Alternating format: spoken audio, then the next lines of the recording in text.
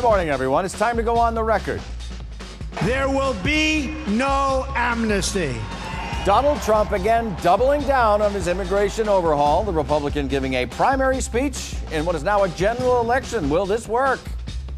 Takes more than trying to make up for a year of insults and insinuations by dropping in on our neighbors for a few hours. Democrat Hillary Clinton dismisses Trump's diplomacy. This as her unfavorables continue to rise. And opinion on question 2, whether to raise or not raise the cap on charter schools in Massachusetts. From WCPB Boston, the inside word from Washington to Beacon Hill, today's newsmakers are going on the record.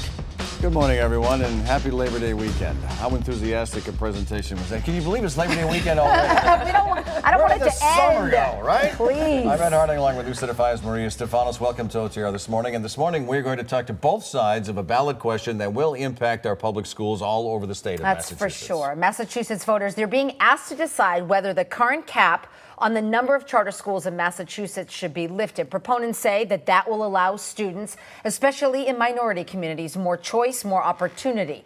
Right now, there are about 33,000 Bay State students on a waiting list for these charter schools. Opponents say allowing 12 new charter schools every year, that would deplete funding, detract from the current quality of local public schools. Opponents project that in 10 years, the number of charter schools would nearly triple, and that would take away, the estimate here, $1 billion from public schools. So with that as the setup, we have both sides of the charter school cap question here with us today. So let me begin with the proponent. Marty Walsh is the chairwoman for the Democrats for Education Reform, Massachusetts Advisory Council. She is also a former state rep. She is leading the opposition. Lifting the cap on charter schools is Barbara Mataloni. How did I say it correctly, Barbara? Mataloni, yes, Mataloni, thank you very much. President of the Massachusetts Teachers Association. The MTA represents 110,000 educators. By the way, full disclosure, including my daughter. All right, go ahead. Including your daughter. All right, let's start with you, Marty, right now. 78 charter schools in Massachusetts as we sit here. A lot of them, as we just said, they're serving students in the inner cities. Why do you think we need more than that? I want you to think about a child sitting home this weekend, getting ready to start school this week. She's on a charter school wait list. She has to instead go to a school that doesn't get great academic results. She's got one chance at 5th grade this year, and because of this cap on charter schools, she's not going to get a great 5th grade education.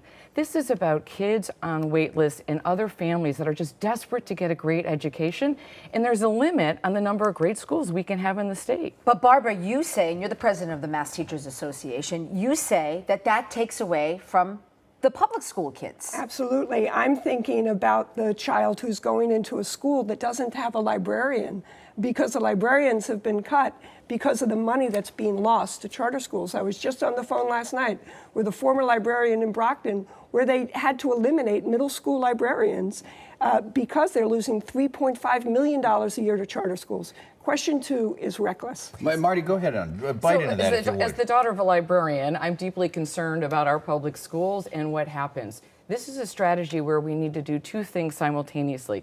We need to improve our public schools so families have great options in the district schools.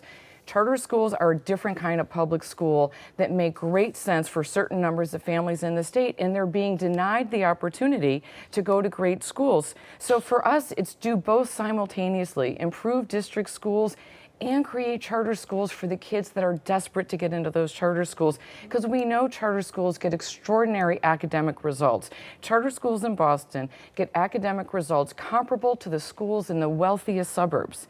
Those kids in our cities deserve those kinds of great schools. Charter schools are a great option for some families, just as district schools are a great option for other families.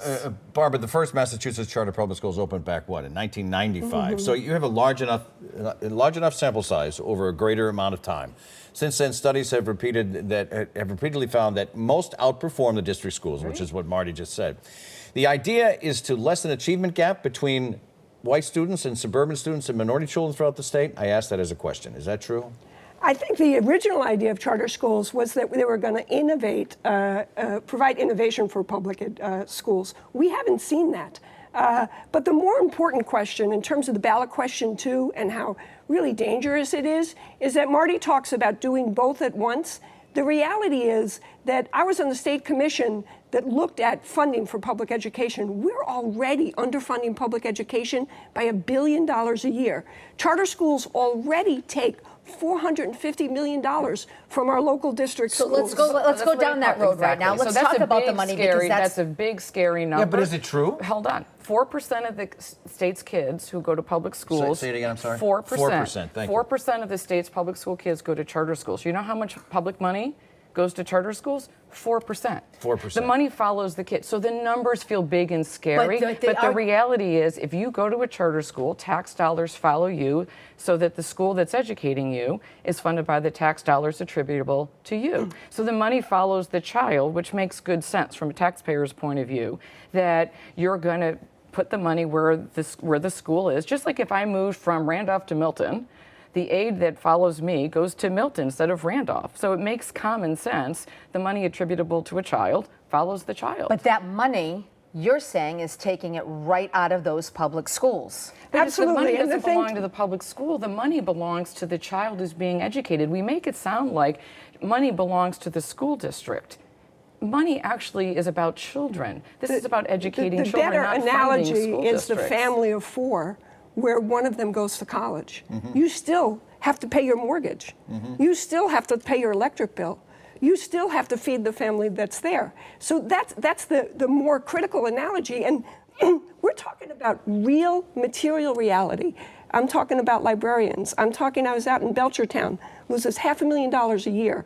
Small town, doesn't even have a charter school.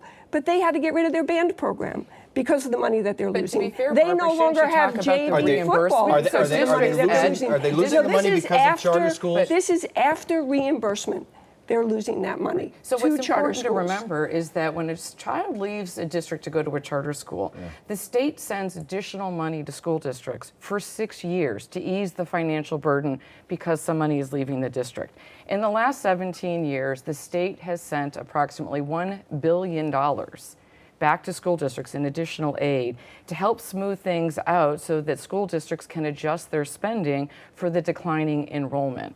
So one needs to really think about what we're doing to try to help school districts reduce their expenses when their enrollment decreases. They know on two people say that charter schools, and I'm just reading here from their position, charter schools fail to serve as many high-need students as local public school districts, and that creates a separate and unequal system of education. So let's think about Boston for a second, because that's the biggest charter sector in the entire state.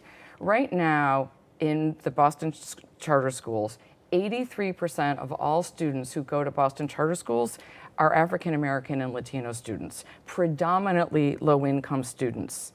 And so in Boston, which has got the largest charter sector by quite a number of schools, does an extraordinary job with those families. And the demographics of the charter schools in terms of African American and Latino students are actually better than Boston Public Schools. Can we talk, though, about special education students and students with special needs and students for whom English is a second language? And you say where the numbers are not equivalent to the sending districts, charter schools to sending districts, and where they are, sending districts are really dealing with students with much more significant special needs and with language fluency issues that are more profound. Charter schools are clearly selective in what they do. Are you against charter schools? I am troubled by this ballot question because it is reckless. It says we're going to increase the amount of funding that's leaving public education by $100 million a year each year over the next 10 years. And there are real material consequences for but that. Marty's point is correct. Charter schools are public schools. But I want to go back to the child who is looking for an art program and isn't able to get that because of the cuts in their school. Holyoke loses $9 million a year.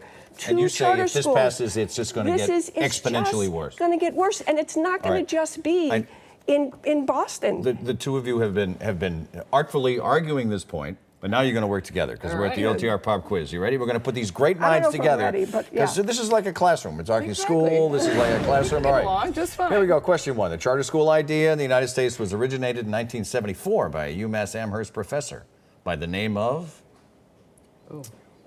Do not know. I should know. 43 Yeah, states. exactly. That one's you. That one's on you, buddy. It's kind of on you, Marty. Ray Budd. I don't know how to say his last name. B-U-D-D-E. Ray Budd. right. By the way, 43 states and the District of Columbia now have charter schools. Question 2.